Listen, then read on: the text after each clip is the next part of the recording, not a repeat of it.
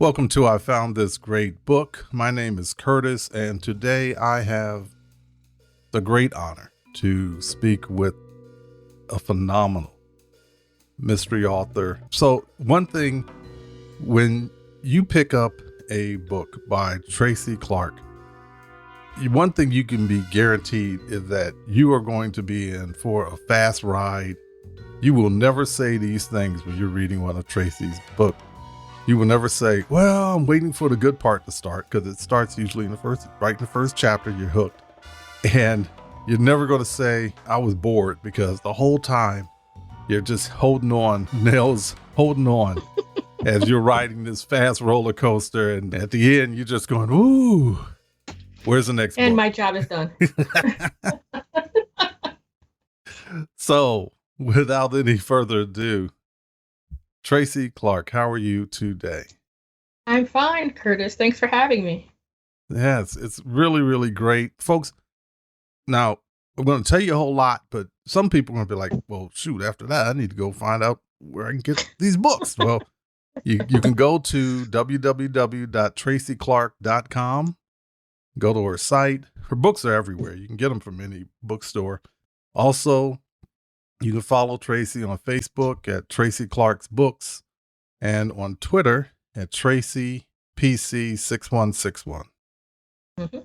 Okay, so Ms. Clark, you have 4 books in your Chicago Mystery Series. Broken Places, Borrowed Time, What You Don't See, and a new one coming out June 29th, Runner. Right. Wow. Yeah, that's what I said. Yeah, well, I can't say this. I'll be one of those people saying, yeah, that's great, but when's the next book? You can't satisfy as readers. So what really fascinates me most, what really pulls me in on any book, any mystery I read, is the sleuth. And your sleuth is Cass Raines, a private investigator. So let's get to know her. First of all, now Cass Raines started off as a detective, right? In the police force? Right. In the first book, we meet her on the worst day of her police career. Probably one of those days where police sort of rue the day that they sort of have that kind of a day. The worst possible day. Something happens on a rooftop that sort of shifts her career from being a homicide detective to being sort of out there on her own, and then her deciding that she's going to sort of start her own PI agency and sort of do the work again, only sort of on her own without, partner or bureaucracy or department. She's sort of basically doing the same thing she always was doing, only she's doing it for herself for reasons of her own. And we sort of have to follow her through her journey of transition and sort of pivoting to this new thing, sort of learning how to sort of deal with that without all the tethers and hooks and all the rest of the stuff that goes with being sort of a homicide detective. So yeah, we meet her on the worst day. She has to sort of transition to something new, and hopefully the readers will follow her through book to book to see whether or not she succeeds or gets better at it or, sort of fails. So it's an ongoing journey. Yeah, it is. And again, the first book, Broken Places, I'm telling you, you're going to read the first chapter and then you're going to be mad at me because you're not going to go to sleep that night. Because you're going to, I'll just read one more chapter. And then it's going to be 2:00 in the morning. You say, you know what? I need to go to work. I need to go to bed. Yeah. I got to go to bed. I got to go to bed. One more chapter, then I'm going to bed. And you're right. It is the worst day. We're not going to say what happened, folks. You got to read the book, Broken Places. But the type of trauma, things like that, when you think about Cass, how does she... Well, first, what made her want to be a detective in the first? What made her want to be a police officer? And then how does she keep going in spite of that trauma? Well, in the really early drafts of her and her story, she was going to be a teacher like her mother. She had gone to college for education, and she sort of spent 2 years in the Peace Corps, and she was going to come back and she was going to be a teacher somewhere. there was a scene in one of the early drafts where something happens on an L train that sort of compels her to sort of take action and to save a child who's getting ready to get thrown off the back of a train. And so she sort of transitions from that sort of inciting incident to sort of rethinking what she wants to do for a living, whether or not she wants to sort of go into school and teach third graders or fourth graders, or whether she wants to sort of make a difference in the world like she did on this particular day. And so that sort of got lost as the drafts went by, and the story sort of took more shape and got a little tighter and crisper. But yeah, that's her origin story. She was going to be in education. Now she becomes this homicide detective in the later versions, and she's going to sort of jump into that with 2 feet on the ground. And she just does it because she wants to make a difference and help specifically those in her community on the south side of Chicago, to sort of be there, to sort of be that sort of liaison or a middle point between bureaucracy and the communities that she lives in and works in and all her people are from. So that's her origin story. That's where she is. That's her foundation.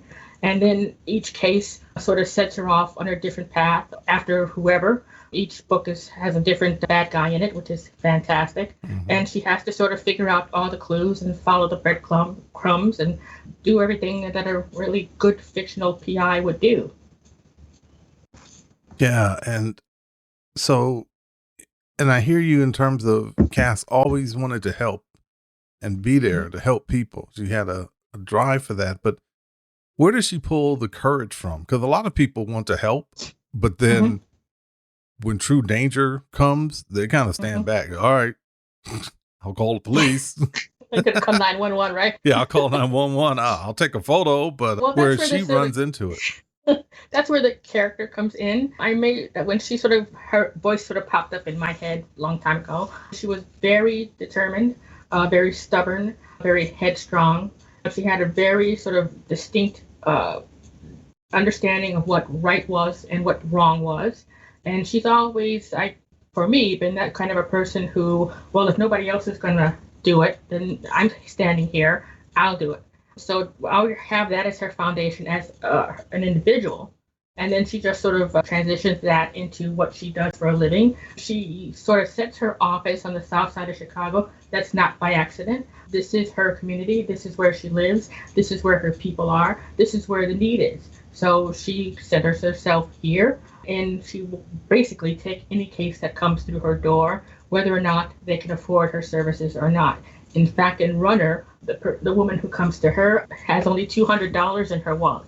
That's less than a day's pay for her. Mm-hmm. But she has decided almost before she even meets the woman that this is a case that she's going to take, and whether or not she can afford to pay her services, she's on the job. So there's that sort of need or desire or passion to make a difference and to help, to be there for people who need the help. So that's just her in terms of character.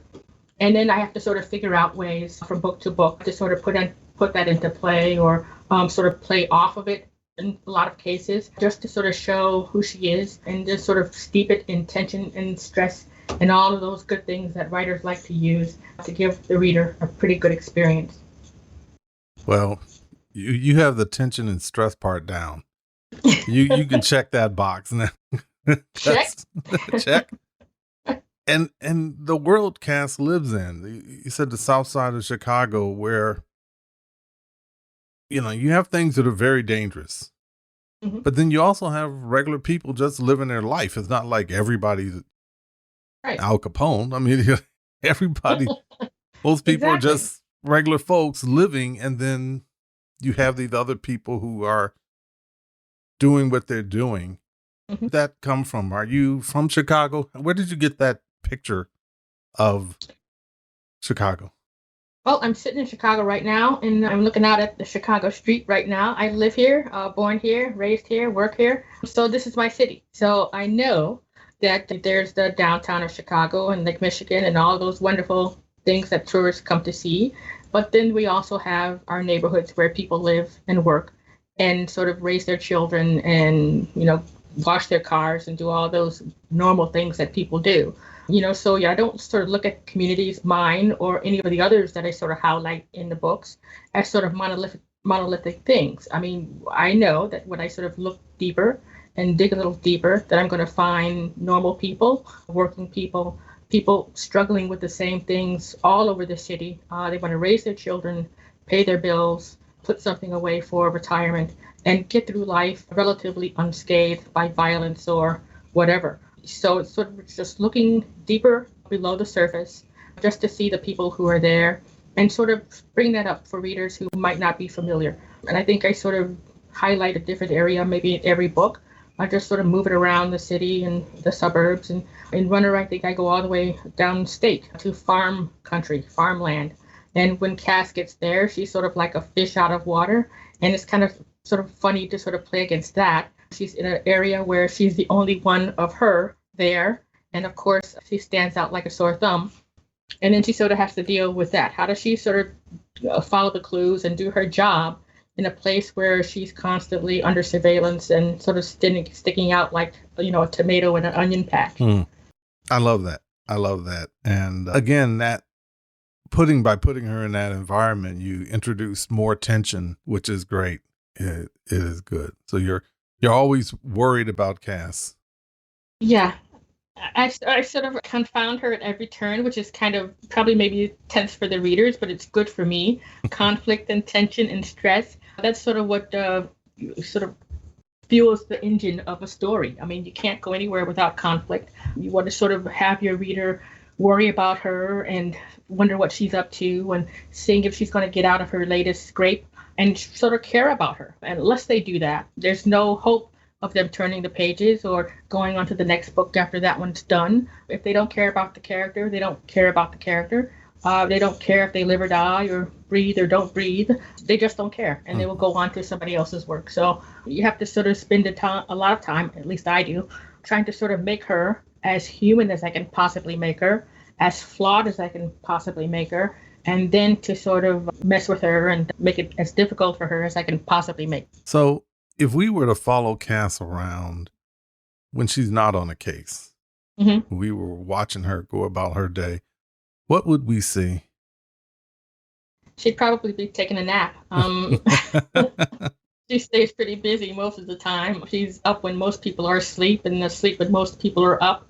She just sort of does things almost directly opposite of what the rest of the world does. So she's probably be sleeping in her apartment.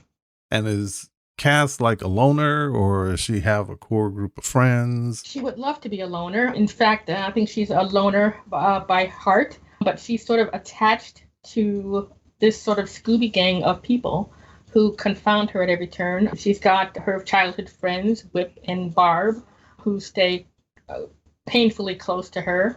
She has the waitress in our favorite diner, Muna, who is all in her business 24/7.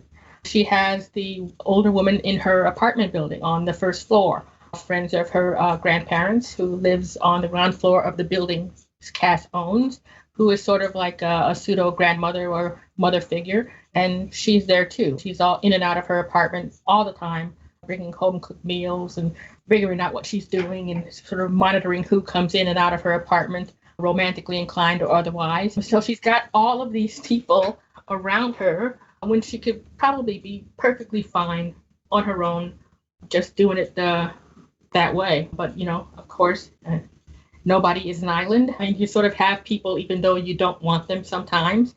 And she sort of has to figure that out, too. So she's a loner by nature, and she's not allowed to be alone. So now she has to sort of figure out how she's going to keep them a little bit at bay, but still have them in her circle. So that's another constant struggle, another source of tension and stress. And I pile it on every page all the way through to the end. I could testify to that. So, yep. I say that like a good thing. I'm just, look. Do you not want to be stressed out? I mean, so I'll share this. I have an addiction to Starburst jelly beans. Okay. Oh, that's good. And it's kind of like, these are good. But, some people can have a bag and the bag stays around for a week or two. They have a whole jar and it just sits there. Nah, not me. Not and you, huh? Your writing is like a bag of Starburst jelly beans to me, I got to put my hand back in the bag and get a little bit more. That's a good thing. I'm just admitting my addictions. I accept them. The good thing is it doesn't hurt anybody other than me bugging authors about, hey, can you write another book? Like, like it's like making a bag of jelly beans, but It's good to hear from my perspective. It takes a lot of time to sort of get it to that point. It takes a lot of listening. I sort of write by rhythm. So if the sentences don't sort of follow one another, or the chapters don't sort of grapple onto it, the next one, and then I have to go back and fix it. So that sort of seamlessness sort of takes a lot of time and a lot of effort. And I think most writers would say the same thing. Yeah. And I do appreciate it. I know, sometimes we as readers can be a little impatient. Yeah, crazy. But we do appreciate it. You just got to bear with us that all right. We like what we like. We can always go back and reread a book, but that's good. So what type of sleuth would you say Cass is? I would say she's intelligent, but she's foolhardy. I think in a lot of cases, she takes a lot of risks that most people I don't think would take. And that's basically because she's so determined to sort of get to the end or to figure out what's going on that she sort of loses herself and loses all sense of reason. I've got her hanging off a boat. I've got her sort of on top of a roof. I've got her in a burning building. I've got her in a lot of sort of precarious situations that she's sort of gotten herself into, probably second guessing it once she's in there, but she's following leads. And she has this client, whoever that client is, she has a problem to solve, and she's going to make sure that she solves it. So she's smart, brave, heroic. She's not a superwoman or Wonder Woman, but, she's plenty flawed. I try to make her as human as I can with the few little kinks and things. But yeah, she's a little foolhardy, but she sort of manages to sort of get herself out of whatever scrape she gets into. And so I think it's good. She survives to live and fight another day. So one thing I like about when you start reading Broken Places and also in Runner, you pull the weather of Chicago in and toss it in there. So we share something in that we're both Great Lake children. I'm from Cleveland, so we got Lake Erie cold. There you go. And you're, of course, in Chicago where the famous hawk runs amok, as Lou Rawls said. Oh, it does indeed. And let's start talking about Runner.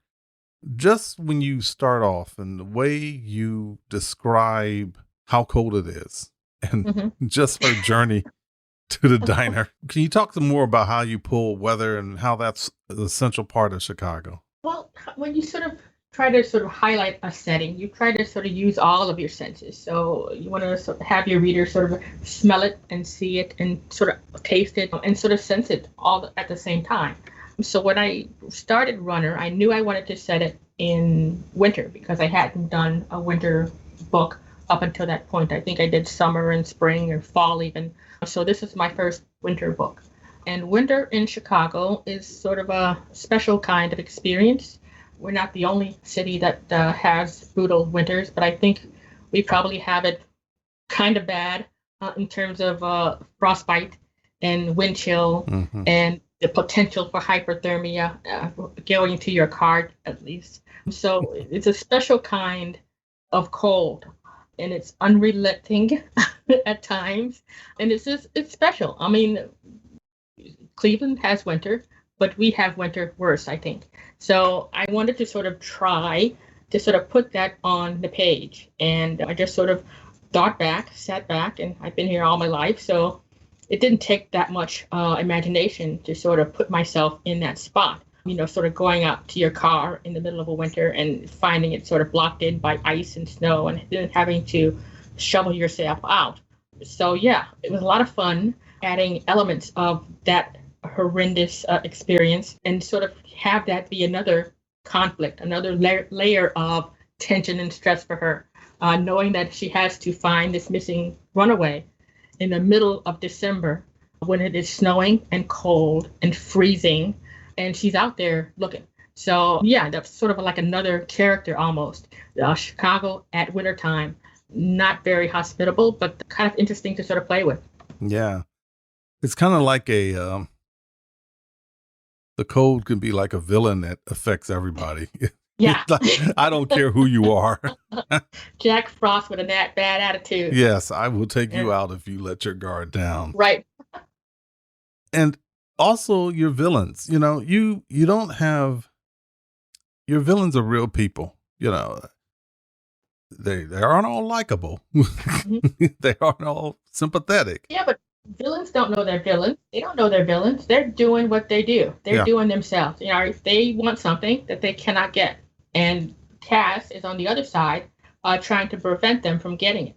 So, in terms of their perspective, they're just sort of going and looking for what they need.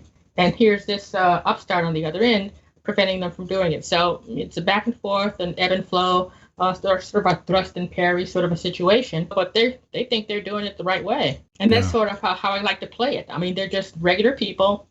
They want something that probably they shouldn't be having in the first place. But, they're out there getting it, and she has to stop them from getting it. So I try to keep it human, try to keep it real, try to make these characters relatable. You might not like them, but I think you can sort of either identify with them or understand where they're coming from. And that's tough to do.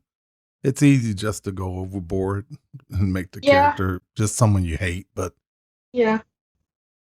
Yeah, but I think it's more fun the other way to just sort of, hey, I sort of see his point.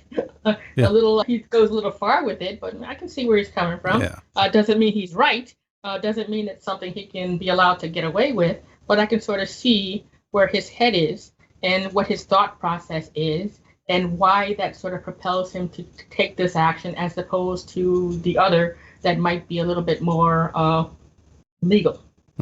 Yeah. Yeah. So, and you mentioned in Runner, Cass has moved out of her environment.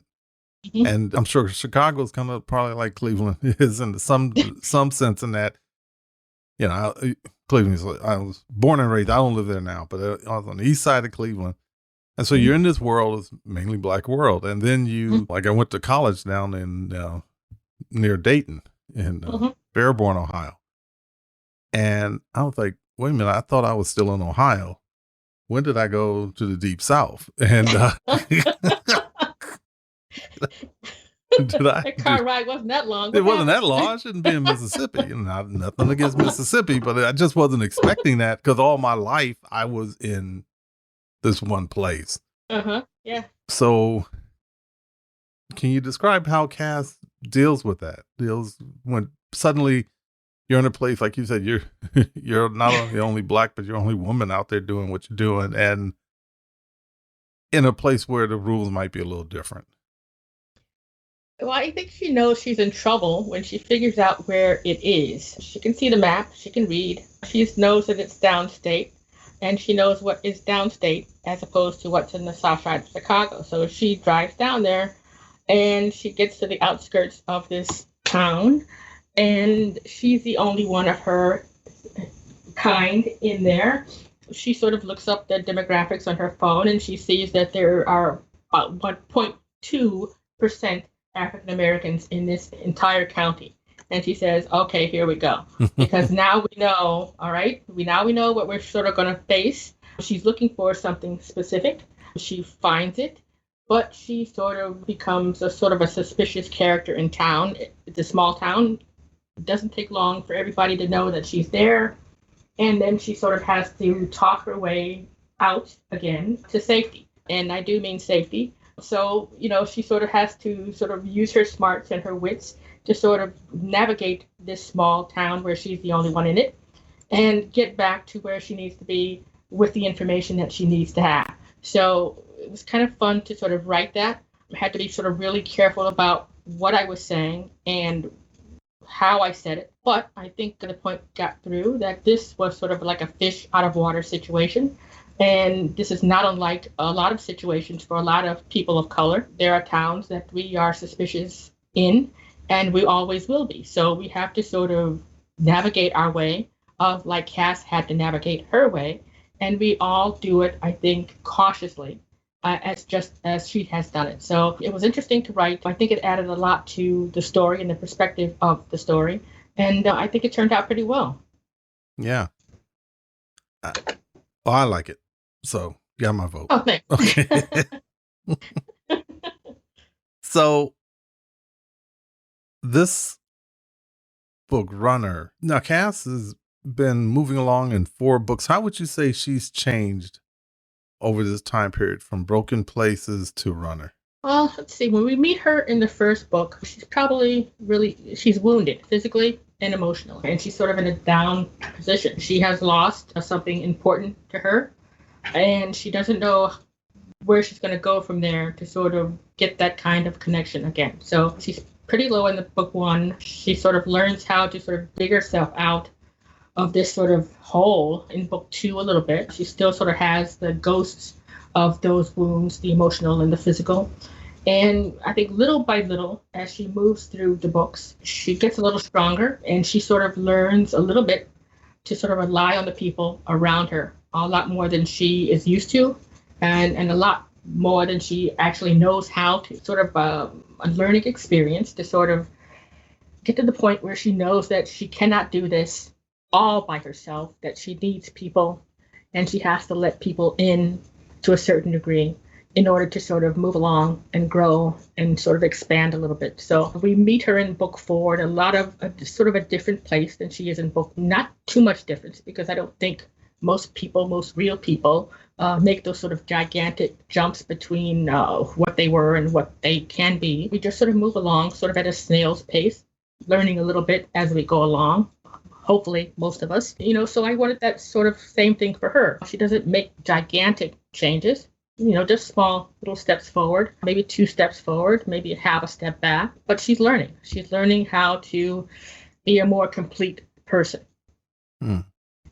And hopefully, as the series goes on, she will be a lot better in book 7 or 8 than she is in book 4. So, Yeah. Little steps forward, learning a little, getting our heads sort of knocked around and learning from that too. So it's all good. Yeah, it is. I like you said 7 or 8 or more. I like that. Let's hope. Yeah, I've got 2 standalones coming after Runner, so that's at least 2 years before I get back to her. We'll see what happens after that. It might be more standalones, or I'll go back to her. It's good to have them. So yeah, we'll see what happens. I sort of left it number 4 in sort of a weird spot. She's sort of at a crossroads. She's either going to go on and do what she needs to do, or she's going to take another leap in a direction that may or may not turn out well for her. But we have to see. I haven't decided what comes next, so I'll be as surprised as the reader is. Okay. So you mentioned you have 2 standalones coming. Can you tell us a little bit about those? Well, the next one up is called Hide, and it's also set in Chicago because I'm lazy and I live here and I don't want to research like Cleveland or someplace like that. I mean, I'm here. I may as well use the city I'm in. So it's set in Chicago. It's a suspense novel. It's about a series of murders that are taking place in the city where the killer is sort of hiding the bodies under things, under Lower Wacker, under the bridge at Michigan Avenue. Those sort of secret places that he's sort of dumping these women. And my main character, again, is an African-American female. This time, she is a homicide detective, still with the department. And she has to figure out what's going on along with her partner and sort of solve these murders and stop the killing. So I finished the first draft now.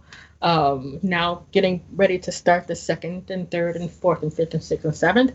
And it's due in to the publishers on the 1st of December. So that sounds like a lot of time. It doesn't, not really. It sounds far away. It's not really. So, and that one comes out December of 2022. So Okay. We'll see what happens with that. I have good hopes for it. Great. Yeah. Well, I'm going to get my copy. Oh, good. Let me go on I Amazon, appreciate see if that. I Thank can you. order my copy right now. That way I can be on the list. Now, my struggle now is sort of to have this character be a different character. Cass is still, of course, in my head. So occasionally I will find myself deleting passages because she sort of speaks up and sort of inserts herself. So it's a constant battle of sort of having this new character sort of crash onto the page and sort of knock Cass back and put her in her place for a little bit. So it's back and forth, but I think it'll turn out good. That's fascinating.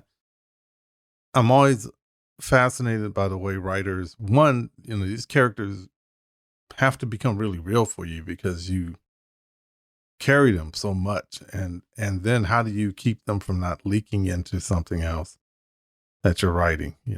I wish I knew. A lot of backspace on this laptop. So yeah, I could sort of find myself writing a passage and say, "Oh, wait a minute, that's cast. Let's delete that." So yeah, it's like a constant struggle.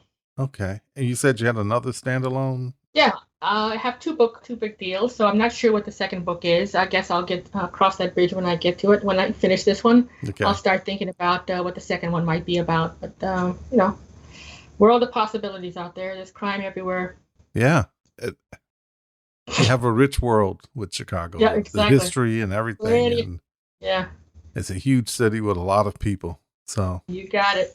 Yeah. Although I found, neighborhoods can be like small towns, even when they're in big cities. So that's true. Yeah. We're called the city of neighborhoods, so each one is different. Mm-hmm. Each one has their own sort of vibe. The South Side is quite different from the West Side or the Northwest Side, but it's kind of fun to sort of dig in deep and sort of learn what I don't know about them. There are neighborhoods that I think I know about, but when I sort of start looking at them really closely, you find something interesting that you didn't know before. So it's all knowledge, it's all education, it's all good. Yeah. So when you write, I'm always fascinated by this too. Are you a plotter? Are you someone who has a big cork board and you have note cards everywhere with string? Or are you someone who's kind of, okay, the character's saying this and the story starts writing itself? Well, I know it doesn't write itself, but I wish it did. Oh, that would be perfect, wouldn't it? Just sort of dictate what you think the story is and somebody else write. Well, that would be great. But no, I'm a pantser, what they call a pantser. So I just sort of sit down in front of my laptop and with an idea of what I think the story is about. Mm-hmm. And then I just start writing. I have my cast of characters. I have a problem that she has to solve. And then I sort of learn what the story is going to be by actually sort of writing the scenes and taking it linearly from one breadcrumb to the other. And eventually I get to the end. I wish I could sort of be one of those, expansive outliners who have all of these notes and all. I can't do it. My brain just doesn't work that way. I get sort of bogged down with that and not sort of concentrating on what the characters are doing. So I like following the characters and having them lead me places, sometimes surprising places. So that's how I do it. It's a lot of back and forth, a lot of getting sort of painted into a corner and trying to figure out how you're going to get yourself out again. But a lot of thinking and deleting and making mistakes and sort of figuring out, better ways to sort of do it. We might write a scene and say, oh, wait a minute. Then they come back the next day with another idea that sort of twists it a little bit. So I kind of like that freedom to sort of do that. So that's how I do it. It takes a little longer than outliners probably take. And I probably get stuck more than they do. But, I kind of like sort of having that freedom to sort of see what comes. Yeah. Hey, keep doing what you're doing because it's working. Okay. I will do that. Kind of like, look, just don't change the recipe. I don't know what you're doing, but keep doing it. I'll try not to change it. Don't change it. Don't write it down. If you don't need to write it down, just keep doing it. So, a lot of Post-it notes are good. I stick them everywhere. They're in my pockets. I find them in the weirdest places. But I sort of scribble little things as they come to me and sort of stick them up in front of my laptop. And when I go back to my session, I peel it off and get going. But, it's kind of a weird way of doing it. Yeah. So what things inspire you? I mean, where do you get your inspiration? Well, everywhere. Newspaper, the news, sitting beside somebody in a coffee shop and then listening in on their conversations. I mean, you find interesting characters everywhere.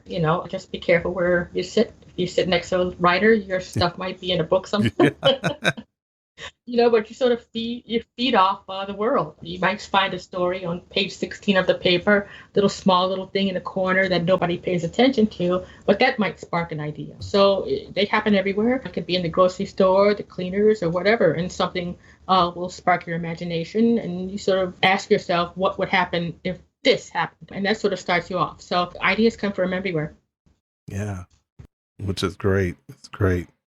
Well, I love everything. I love the series. Again, Broken Places, the first book in the series, Borrowed Time, and What You Don't See, the third book in the series, and the fourth book in the series, Runner. Now, that is going to go on sale June 29th of 2021. So if you're listening to this before then, you can reserve your copy. If you're listening to this after the 29th, you can just go buy your copy.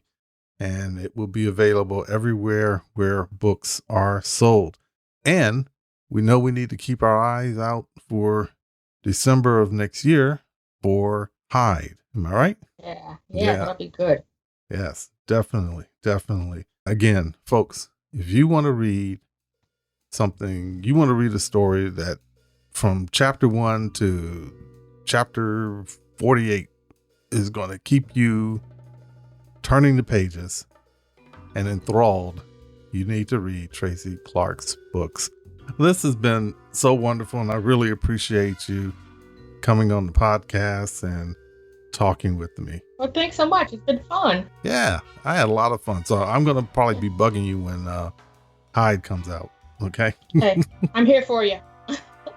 And for everyone listening, stay safe and have a great reading day.